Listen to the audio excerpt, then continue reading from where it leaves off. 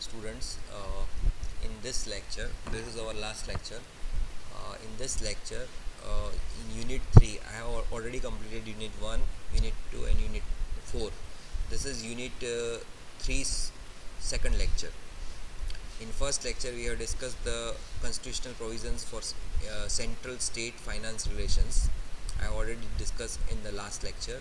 In this lecture, I will discuss about the recommendations of 14th Finance Commission, which is given in your course. Okay, so I will talk about recommendations of 14th Finance Commission. You should know that Finance Commission is constitutional body. It is established at every 5 years by the President of India.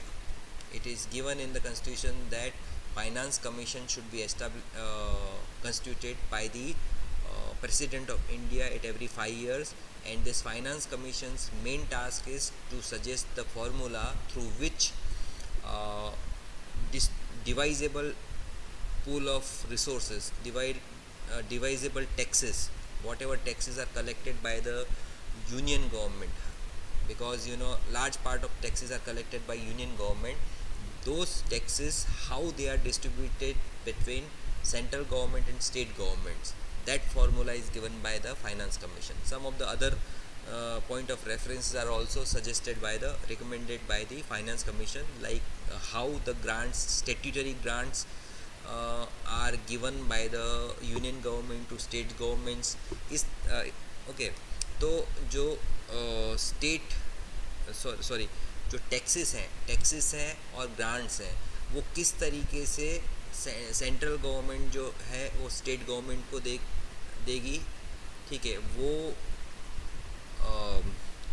Suggest करने का काम किसका है? Finance commission का. और constitution of India में finance commission जो है वो हर 5 साल पे राष्ट्रपति को कंस्टिट्यूट करना पड़ता है. That is given in the constitution of India, याद रखेगा. So in next some slides we will talk about the recommendations of 14 finance commission. ठीक है. In this slide, we will talk about the recommendations of 14th Finance Commission. The 14th Finance Commission was appointed on January 2, 2013 under the chairmanship of Dr. Y.V. Reddy, former Governor of Reserve Bank of India. Other members of the commission included Abhijit Sen, Sushma Nath, M. Govind Rao and Sudipto Mundle. In addition to the primary objectives mentioned above, the terms of reference for the commission sought suggestions regarding the principles which would govern the quantum and distribution of grants and add the measures if needed to augment state government finances, to supplement the resources of local government, and to review the state of the finances, deficit and debt conditions at different levels of government. ठीक है. तो जो main task है finance commission का, that is to make the recommendations how the resources are distributed between central government and state government. Central government के पास जो भी फंड आता है, टैक्सेस बहुत ज़्यादा आते हैं, तो उन टैक्सेस को किस तरीके से स्टेट गवर्नमेंट और सेंट्रल गवर्नमेंट में डिस्ट्रीब्यूट करना है, वो फार्मूला जो है वो देने का काम मेन जो है वो फाइनेंस कमीशन करती है. ठीक है. उसके अलावा अभी जो सेंट्रल गवर्नमेंट के पास ज़्यादा फंड रहते हैं, तो स्टेट गवर्नमेंट को जो ग्रांट्स देनी है वो भी जो है वो सजेस्ट कौन करता है? Finance commission. ठीक है. क्योंकि लोकल और स्टेट गवर्नमेंट जो है उनको फाइनेंस की दिक्कत नहीं होनी चाहिए. That is the concern of constitution of India. ठीक है. तो 14th फाइनेंस कमीशन जो है उसकी रिकमेंडेशंस क्या है वो हम देखेंगे. 14th finance commission submitted it's recommendation for the period 2015-16 to 2019-20. They are likely to have major implications for central-state relations, for budgeting by and the fiscal situation of the central and states. Some of the major recommendations of 14 Finance Commissions are as below. 14 Finance Commission radically enhanced the share of the states in the central divisible pool from the existing 32% to 42%, which was the biggest ever increase in vertical tax devolution. The previous two Finance Commissions, that is 12th Finance Commission and 13th Finance Commission, had recommended share for states share of 30.5% and 32%। याद रखिएगा, जो 12th finance commission थी और 13 finance commission थी, उन्होंने जो state का जो शेयर था वो 30.5% रखा था एक ने, और जो 13 फाइनेंस कमीशन ने 32% रखा था।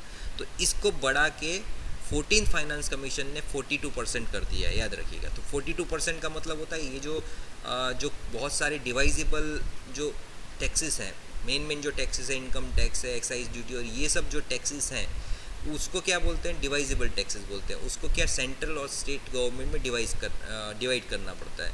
तो उसमें क्या होगा, जितना भी टैक्स आएगा 100% जितना भी टैक्स आएगा उसमें से 42% जो है वो कहाँ पे जाना है, स्टेट गवर्नमेंट्स को देना है। किसको देना है, सेंट्रल गवर्नमेंट को, उन्हें कंपलसरीली देना है स्टेट गवर्नमेंट को। किस स्टेट को कितना मिलेगा वो भी फॉर्मूला जो है वो दिया जाता है। तो 42% जो है वो देना है स्टेट गवर्नमेंट्स को, ठीक है। 14 Finance Commission formulated new horizontal formula for the distribution of the state's share in divisible pool among the states. There are changes both in the variables included or excluded as well as the weights assigned to them. ठीक है, 13 finance commission की comparison में कुछ changes किए गए हैं कि कौन से बेस पे, कौन से फॉर्मूला के बेस पे अलग अलग स्टेट को कितना फंड मिलेगा, ठीक है।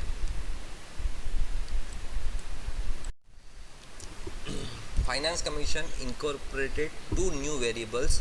कौन से वेरिएबल उन्होंने इंक्लूड किए 14 फाइनेंस कमीशन ने, 2011 population and forest cover, and excluded कि कौन सा निकाल दिया, फिस्कल डिसिप्लिन वेरिएबल वो निकाल दिया, ठीक है।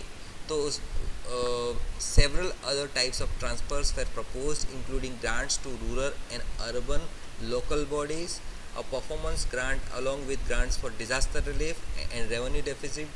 These transfer total to approximately 5.3 lakh crore for the period 2015-16 to 2019-20, ठीक है। टोटल जो ट्रांसफ़र हुआ है वो कितना होगा, ट्रांसफ़र होगा 5.3 लाख करोड़ जो है वो इस 5 साल के पीरियड में ट्रांसफ़र होगा सेंट्रल टू स्टेट, ठीक है।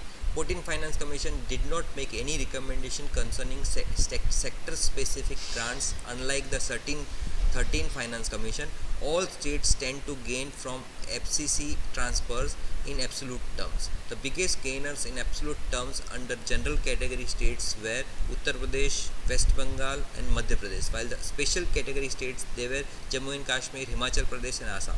A better measure of impact is benefit per capita. The major gainers in per capita terms were Kerala, Chhattisgarh, Madhya Pradesh for general category states and Arunachal Pradesh, Mizoram, Sikkim for special category states. तो इसमें इस paragraph में आप समझ सकते हैं कि जो सब स्टेट्स हैं उनको फ़ायदा हुआ है और उसमें से कितने स्टेट को ज़्यादा फ़ायदा हुआ है, तो उसके नाम जो हैं इस पैराग्राफ में है, आप एग्ज़ाम में लिख सकते हो, ठीक है।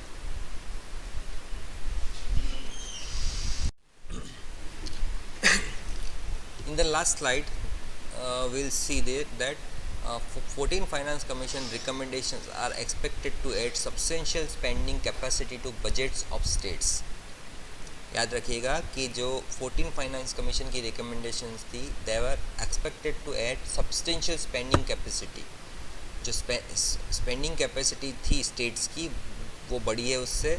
14 finance commission transfers have more favourable impact on the states which are relatively less developed, which is an indication that 14 Finance Commission transfer are progressive.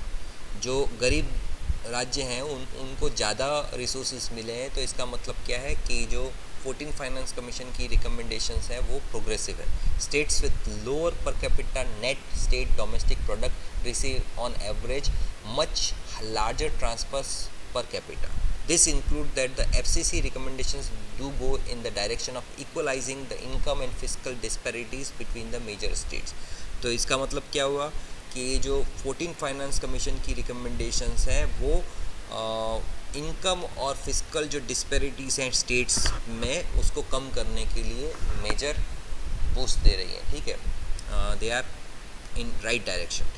A final interesting finding relates to the decomposition of the resource transfers through tax devolution due to the increase in the divisible pool per se and due to the change in horizontal devolution formula itself.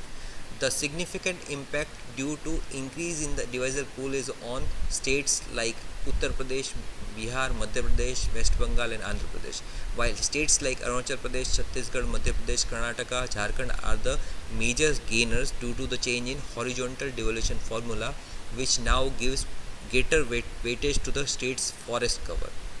ठीक है, तो ये जो variables change हुए हैं, finance commission ने जो variables division का जो में जो फार्मूला बनाया है और उसमें जो वेरिएबल्स चेंज किए हैं उसकी वजह से जो फ़ायदा हुआ है वो किसको हुआ है?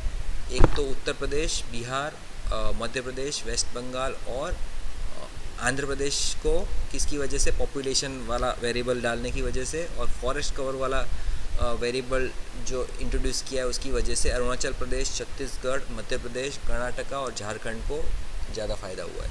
तो ये this is the major findings of